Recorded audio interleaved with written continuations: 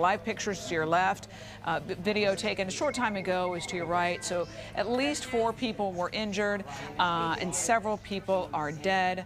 And this is a close-up picture. Again, this is from 7's Ralph Rayburn, and he told us a few minutes ago he was advised to stay away. All air traffic in the area was advised to stay away, so rescue workers could use those listening devices that they use when they have a catastrophic event like this to listen for any potential sounds of life, because that is the key right now, is finding anybody who may be trapped and somehow getting them out of there. That large crane to the top of our screen right now, Ralph, it's unclear right now if they're actually going to use that to lift the concrete off these vehicles right now. Hold on, Ralph. The Miami Herald is reporting that our governor, Florida Governor Rick Scott, called Miami-Dade Police Director Juan Perez 20 minutes ago to talk about the collapse of the pedestrian bridge. So this is news that has made it all the way to Tallahassee. Again, we're calling it a catastrophic event because you can see it definitely is. All right, Ralph, let's talk about that crane and what you see right now. Okay, well, we understand that they have asked the crane to move forward and be in a standby position. The OIC for the technical rescue, the OIC stands for Officer in Charge, has just arrived on the scene for the technical rescue group.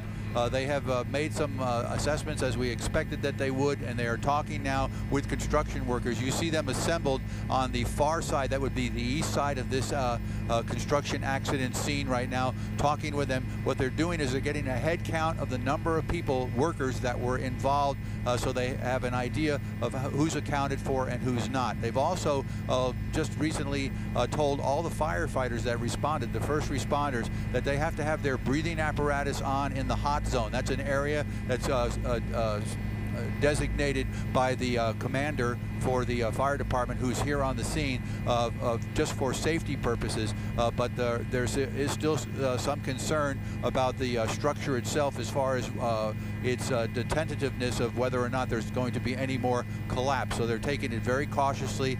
In the time from when we spoke to you last, I believe they put up a tarp, as you indicated, over here on the right-hand side of the screen, right there, over a vehicle that was in the eastbound traffic lanes. The entire front half of that vehicle was crushed underneath the concrete there.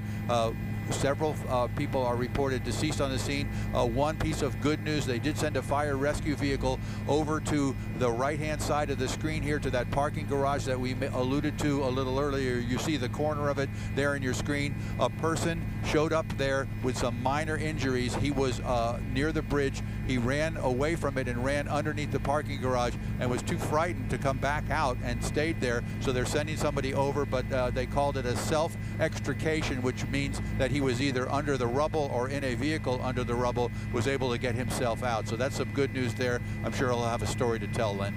Oh my goodness, poor guy. I'm sure he will have a story to tell. Okay, so Ralph just told us that indeed, if you're just now joining us, that this large crane at the top of your screen is going to actually be used to help firefighters and rescue workers get to those cars that have been crushed.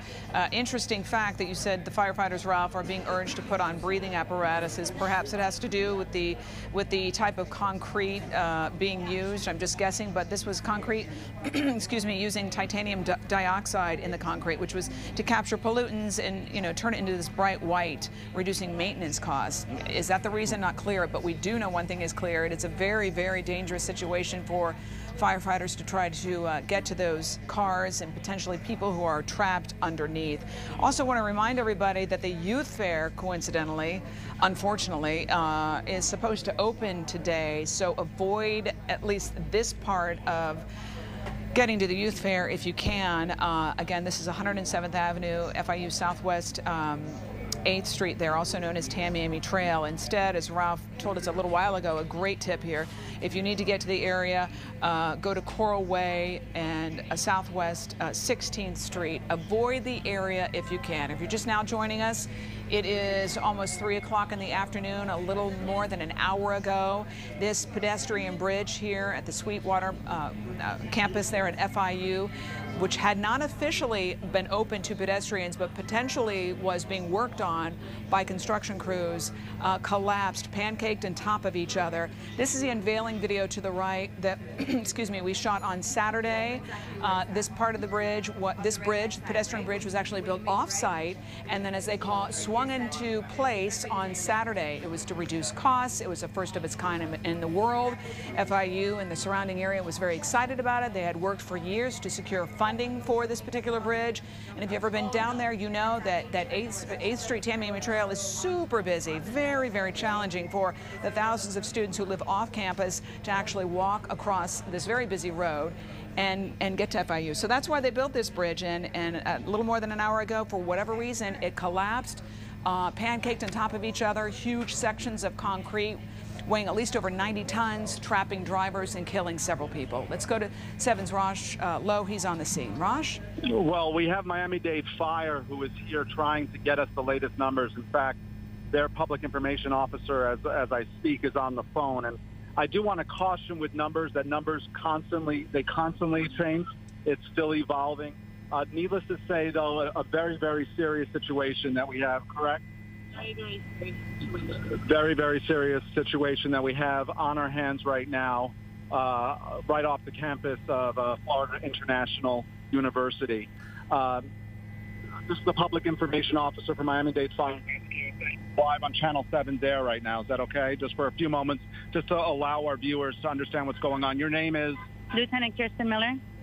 Kirsten Miller with Miami-Dade Fire Rescue. I don't want to get into numbers right now because I know those change. Let people at home know what's going on here. The bridge that was to connect FIU to the north side of 8th Street suddenly collapsed. What we know at this time is there are several victims.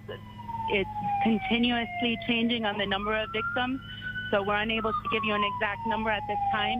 When we do know the exact number, we will get back to you. We coined this a serious situation. It's very serious. 8th Street is completely shut down. If you're in the area, avoid it at all costs. Let me ask you a question. How do firefighters proceed from this point right now? You have all this heavy concrete. You don't know who's underneath it. What do you do? Our technical rescue team is part of it is already here, and there's other units en route. It'll take time and heavy lifting equipment to slowly lift up the bridge, and it's a very strenuous and time-consuming situation. Time is precious, though. Absolutely, time is precious. We don't know what we will find under the bridge once the bridge is lifted. And that's very important to point out to people watching this, is that even the firefighters, there's simply the unknown factor here right now. Once again, staying away from numbers, what are you being told about the severity of what happened? I know that there were critically injured patients that have already been transported to the hospital. At the last understanding I had, we were at a level 1 MCI, I believe. What does that mean? That means there were at least 5 patients. I believe it was, while I was on my way here, raised to a level 2 MCI, which is more than 5 and less than 12. And again, we don't know what we will find under the bridge as the call proceeds. Okay, so you go in there with heavy lifting equipment. If somebody is underneath there right now, what do you do? What do you do if people are trapped right now at this very moment? We can't do anything until we can reach them and assess the situation, unfortunately. Wow. It's the same like victims of an earthquake. Until we can get to them underneath the rubble, we can't do anything for them, most unfortunately. Wow. Okay. So we don't know if there's patients under there. Only time will tell. And that comes with the equipment that you bring in. What kind of equipment is that? I would have to get you one of our technical rescue personnel who are all very busy to explain it, but we have different pulleys, lifting equipment. We even use airbags to lift heavy concrete. It's depending on, I haven't been to the scene yet to assess it. I'm still standing back here with you, but it does just depend on what they need. They have every resource you can imagine. So this is now, just in recap, this is now a level 2 situation. Yes. Which means, once again? There's 5 patients there's more than 5 patients. More than 5 patients. So once again, that's the latest word. Thank you very much for taking